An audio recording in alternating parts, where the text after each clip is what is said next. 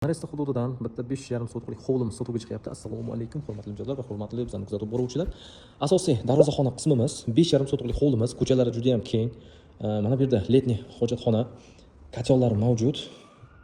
3 ta faza kelgan. Mana bu yerda bitta katta mehmonxonamiz, oshxonamiz, ichkarida yana 2 ta yotoqxonamiz bor. Derazalari ko'cha tomonga qaragan. Mana bu yerda to'rda esa 3 qavatlik plus tagi полностью podval hovlimiz. Bu yerda hammomlar bo'lyapti.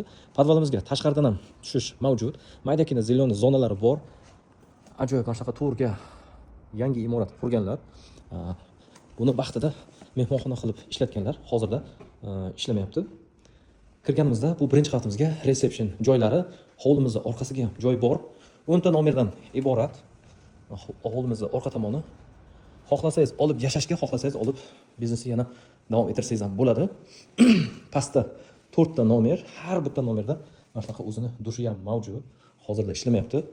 Bu yer esa podval qismimiz. Podval qismimizga oshxona bo'lgan.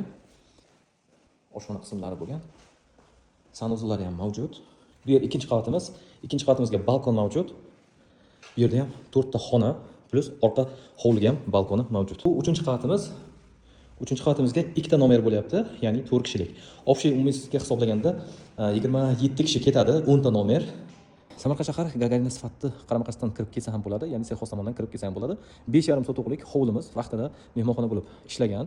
Buni olib xohlasangiz ish faoliyatingizni yana davom ettirsangiz ham bo'ladi, xohlasangiz olib yashaysiz ham bo'ladi.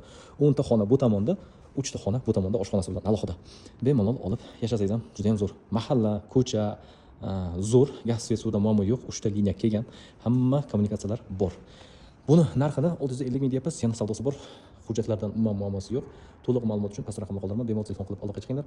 Bunaqa imkoniyatni qo'ldan boy bermang. Bizani yo'qotib qo'ymaslik uchun videoga bitta like va podpiska bosib esdan chiqmasin.